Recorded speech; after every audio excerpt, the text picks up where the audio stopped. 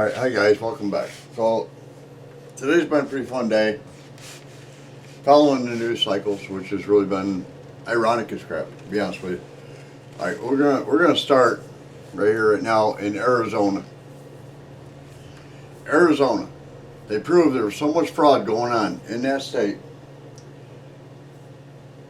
that when they had a guy testifying on stand, he said, Rudy Giuliani asked him, how many votes were cast in those ballots that were brought in after hours? And he came out and he said, well, over 800,000. Pretty significant amount, considering they came in at 3:30 in the morning. The guy says, yeah, it was a very significant amount. They shouldn't have been there. And most of them were dated the 4th, November 4th, the day after Election Day. And Rudy Giuliani asked him, he says, all right, well, just out of curiosity, out of those 800,000 plus votes that came in after September 3rd, on September 4th or whatever, at 3 o'clock a.m., how many of them were for Trump? I'll tell you what, I laughed, and I think everybody in that hearing room laughed, because the answer to that question was 3,200. There's no way that only 3,200 people in Arizona voted for Trump. It's impossible. It didn't happen. You can say, well, I hate Trump. Yeah, a lot of people do. A lot of people do. But when you take into consideration that Trump has taken his base and increased it by 10 million people from 2016 till now, you can't have that many haters make it so Joe Biden can get more votes than President-elect at the time, Joe Biden. It can't happen. And Arizona's a red state, so you already know you got almost all Republicans in the state. Actually, Trump was up in Arizona by, I believe it was 175,000 votes when they shut down the polls, I believe. All right, and then you have Georgia. Sidney Powell and Linwood went to the court and they got an injunction against Georgia because Monday, this past Monday, they were supposed to go in and clear all the machines and get them ready to go back into storage. And the injunction said, no, they're not allowed to touch the machines. They're not allowed to clear them. They're not allowed to do anything to them. They have to be allowed to be open for a forensic investigation. So what happened? They couldn't do a forensic investigation. All of the information machines was downloaded to a server, which, by the way, mysteriously crashed, air quotes. And when that server crashed, somebody from Dominion was on site to go in and fix the problem. So what did he do? He did like an upgrade. All right, think if you had like Windows XP and they came up with Windows 10. Rather than being able to take all the information that was on the computer and bring it up to Windows XP-2, now you're taking through a whole new operating system, and Windows XP files and everything are no longer compatible. They wiped the hard drive of the server and they uploaded Windows 10. Is that really what happened? I'm going to say, I'm using Windows for an example, so that's probably not true. But something happened, because every bit of evidence on that server was wiped clean. There's no way to go back in. They had to actually stop the recount because of it. That's pretty sad. That's not just pretty sad, that's very sad. Alright, then we go into Georgia. Oh, that was Georgia, I'm sorry. Then we go into Pennsylvania.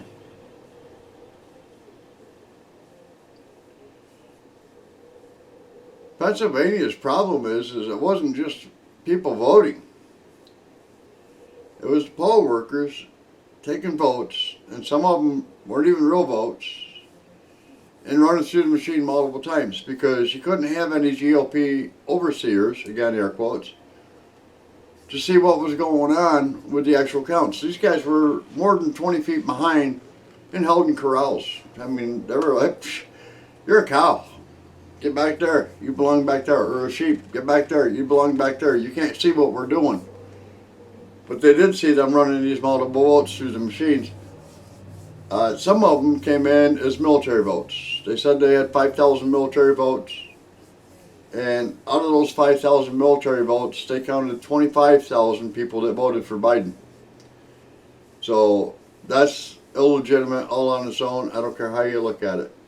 And it goes on, and it goes on, and it goes on. It goes into Michigan.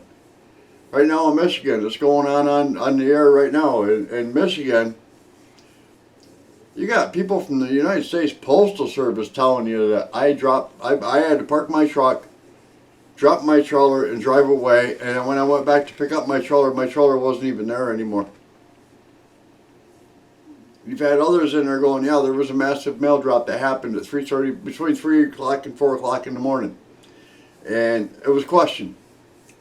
And they were told, don't worry about it. You're not the supervisor. The supervisor is standing beside you. You got a problem, talk to the supervisor. He did talk to the supervisor. And what he got out of the supervisor was, yeah, that's pretty frickin' strange. These votes don't come in here this time of night after the polls have already been closed. It just doesn't happen. So you got all these different states, all right?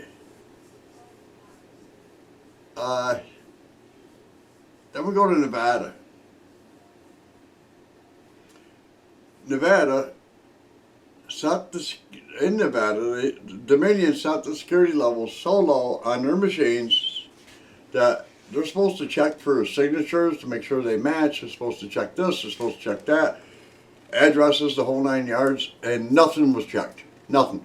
Because they set it so low that anything would be accepted, even if there wasn't a signature on it. Now, I've even heard where there were spots in Nevada where in place of a signature, there was just a bunch of lines drawn on the bottom of the ballot, a bunch of slashes. And that was accepted by the machines. Is it true? I should hope not, but I'm going to say, yeah, it probably is. I'm going to say it probably is, because this whole election's been rigged from the beginning. Right from the beginning. Alright, now we're going to take a little sidestep here, and I hope Donald Trump actually watches this one, because this one pisses me off.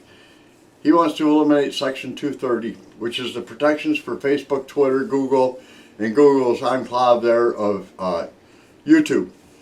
Okay? Where they can take down anybody's content or block anybody's content based on their beliefs. In Section 230, there is a clause that says any offensive material.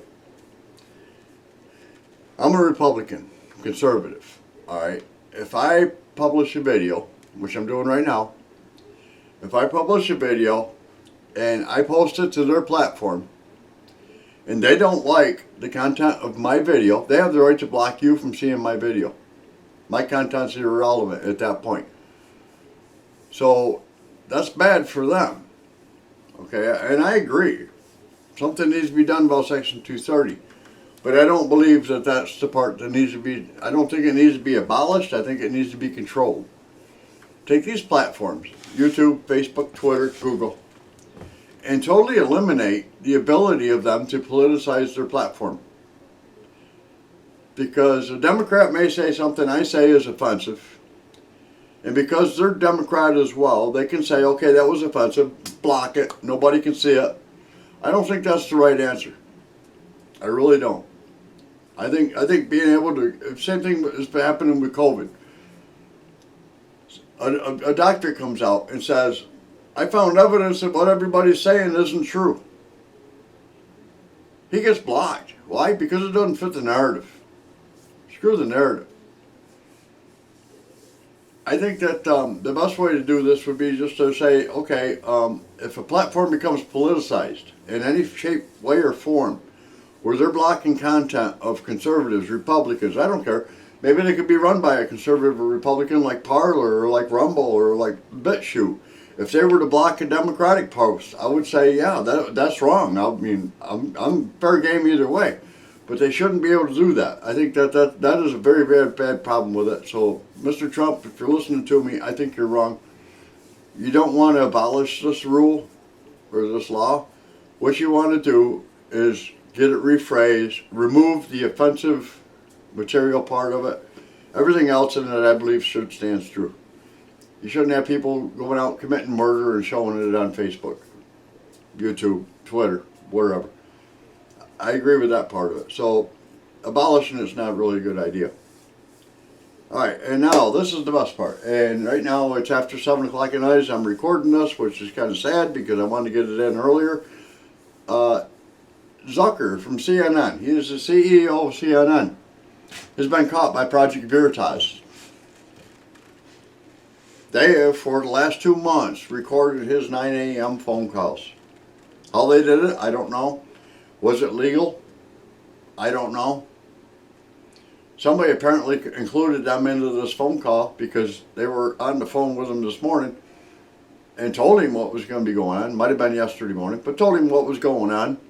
He said, well, we'll get back to you. You all have a nice day. And the head of Project Veritas says, hey, you too. That's like the biggest slap in the face I've ever seen in my life. But starting at 7 p.m. Eastern Standard Time. And I don't know if they're doing it only on the Tucker Carlson show or what shows they're doing it on, but they're releasing all of these audio tapes. And there's a lot of them. Every day at 9 a.m., Zucker was calling his people and saying, don't talk about this, talk about that. Don't talk about that, talk about this. They're not investigative reporters anymore. They don't even care about the news anymore. And these tapes will prove it. And as far as I'm concerned, Fox, you have shot yourself in the foot. Maybe this will help bring Tucker Carlson's part of it back. But CNN, you're fucking done. And God willing, you lose your FCC license to be able to use your platform to share non-truths across this country anymore. And I'd like to see that happen with more news medias, but we'll wait and see how that plays out. But yeah, watch for them CNN tape releases, folks, because those are special. Y'all have a good night.